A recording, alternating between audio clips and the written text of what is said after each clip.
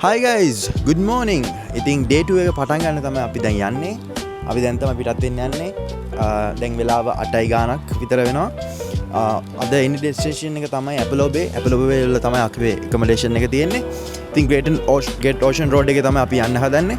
ඉතින් දිගටම ඉන්න අපි පෙන්නන්න මොනවාද Great Ocean Road එක cover කරන්න තියෙන්නේ කියලා. ඒ වගේම ඔයාලටත් enjoyable experience එකක් වෙයි. ඉතින් keep in touch guys.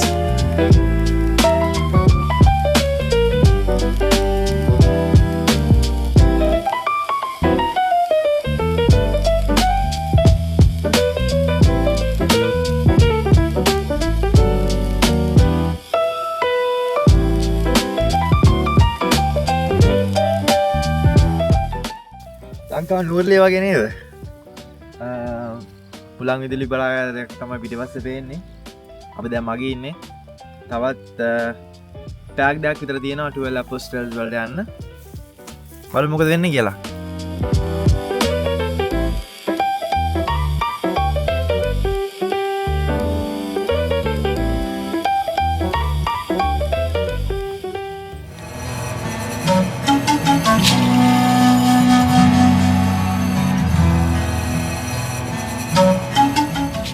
Apostles. ඔයාලා දැකලා තියෙනවා 12 Apostles අනිවාර්යෙන් පික්චර් එකක් හරි ෆොටෝ එකක් හරි අනිවාර්යෙන් දැකලා ඇති. මේක world famous location එකක්. ඉතින් මේක මිස් කරගන්න බෑ. Great Ocean Road එකේ යන හැමෝටම මේක මිස් කරගන්න බැරි location එකක්. මේක එච්චර ලස්සනයි. ඇස් එකෙන් දැක්කම ඇත්තටම ෆොටෝස් වලට වඩා ලස්සනයි. ඉතින් මේක ගැන මූලාශ්‍රය මම හොයලා බැලුවා. ඇත්තටම මේක හැදිලා තියෙන්නේ. ඒකේ මේ කතන්දරේ හැදිලා තියෙන්නේ ජීසස් ඒ කාලේ එයාගේ ටීචින්ග්ස් ටික බෙදා හරින්න මිනිස්සු 12ක් තෝරගෙන තිනවා. අන්නේ මිනිස්සු 12 නියෝජනය විදිහට තමයි මේක නම් කරලා තියෙන්නේ. අනිත් එක හැබැයි දැනට මේ 12න් 12ම නෑ. හැබැයි පවතින ටික තමයි දැනට තියෙන්නේ. හැබැයි හරි ලස්සනට ඔයාලා දකින්න පුළුවන්. ඒ ලයිම්ස්ටෝන් හින්දා ඒ සුදු පාට ඒ ඉරත් එක්ක ඒ වැටෙන ෂැඩෝ එක හරි ලස්සනට පේනවා. ඔයාලා පේනවනේ මේක මාර බිසි. ගොඩක් මිනිස්සු ඉන්නවා. ඒ වගේම මෙතන platform එකක් හදලා ලස්සන මිනිස්සුන්ට මේ views එක බලන්න පුළුවන් විදියට හදලා තියෙනවා. මෙතන 12 apostles විතරක් නෙමෙයි වටේටම ඒ වගේ ලස්සන views ගොඩක් තියෙනවා. මේ ඔයාලට පේනවනේ තව location එකක්. මෙතන තව platform එකක් හදලා තින්නේ. මේක තව view point එකක්. ඔන්න බලන්න view එක. කොහොමද? මේක තියෙන්නේ 12 apostles rocks වල opposite side එකේ. මේකට නමක් කියනවා. මම වීඩියෝ එකේ නම දාන්නම්. බලන්නකො ලස්සන කොහොමද කියලා.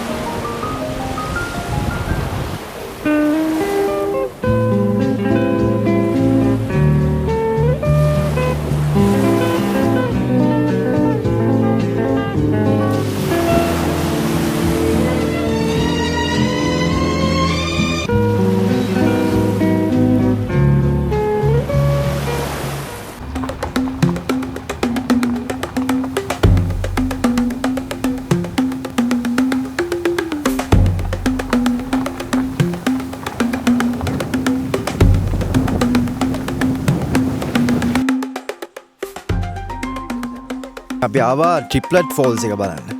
තව ෆෝල් එකක් මේ රේන් ෆොරස්ට් එක මැද්දෙන් ආවේ බලන්න මේ පරිසරය ලස්සන. වටේටම ගස් තියෙන්නේ ගොඩක් එවනයි. කිලෝමීටර් 2ක වෝක් එකක් තියෙනවා. අපිට ට්‍රේල් එකක් තියෙනවා. අපි ගිහලා බලමු කොහොමද වෝටර්ෆෝල් එක කියලා. කැලේ මැදින් තමයි යන්න තියෙන්නේ.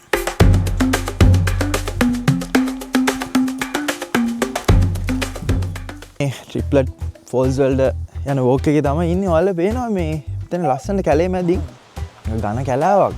ගොඩක් ලොකු ගස් තියෙනවා. ඒ වගේම මේ ගොඩක් අඳුරු පාටක් තියෙනවා. අනිත් එක අද වැස්ස දවසක් ටිකක් වැස්ස දවසක් ඉඳලා වෙත් ගතියක් තියෙනවා. හැබැයි මෙතන යන පාර ලස්සනට මේගොල්ලෝ වෝකින් පාත් එකක් හදලා තියෙන්නේ. ඒක ලිස්සන්නේ නැහැ.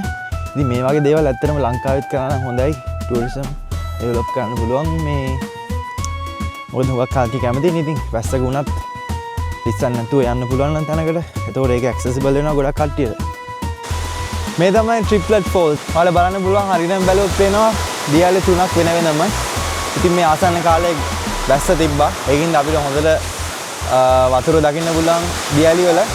හැබැයි මේක ලොකුවට පේන්නේ නැහැ මේ ගස් තියෙන හින්දා. හැබැයි ස්ටිල් මේක හරි ලස්සනයි. අතන ඇල ලස්සන ගලාගෙන යනවා. ඒ වගේම පරිසරයේ ෂේඩ් එකයි සුන්දරත්වයත් එක්ක හරිම ලස්සනට තියෙනවා.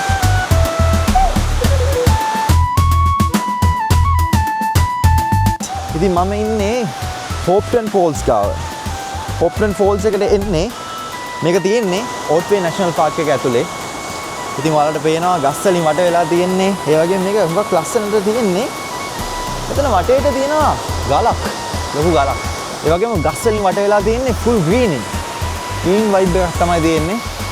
ඒ වගේම ඇල්වල හරි ලස්සනට කෙලින් හදාගෙන හැලෙනවා. වතුරත් හොඳටම තියෙනවා.